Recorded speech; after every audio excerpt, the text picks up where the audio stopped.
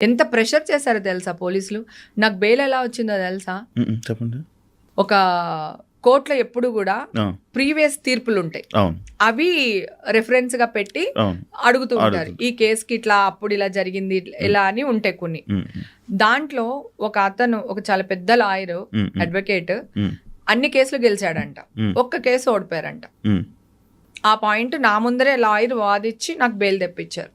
So చెప్పారు, అది పెట్టి జడ్జి గారికి ఆ పేపర్స్, ఆ పాయింట్లన్నీ పెట్టి ఆ ప్రీవియస్ జడ్జిమెంట్ది కాపీ ఇచ్చి ఆయన అడిగారు అనమాట.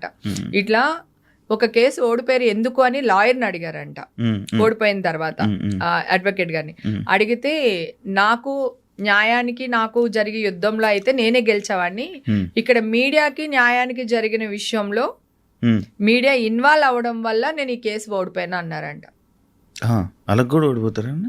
మరి ఏం చేస్తారు ఇప్పుడు మీడియా వాళ్ళు? ఏం చేస్తారు, ఈవిడే కండక్ట్ చేసేసింది, ఈ అమ్మాయిని ఈవిడే తీసుకెళ్ళిపోయింది, అదే ఆవిడెవరో మాట్లాడి వీళ్ళెవరో మాట్లాడి మొత్తం ఇదే కదా. అడుగు తినే వాళ్ళు కూడా న్యూస్ ఛానల్లో కూర్చోపెట్టుకుని, అడుక్కునే వాళ్ళు రోడ్ల మీద అడుక్కునే వాళ్ళు 10,000 ఇచ్చి తీసుకుని వచ్చి కూర్చోపెట్టి హేమక్క గురించి మాట్లాడని చెప్పి మాట్లాడిచ్చారంట.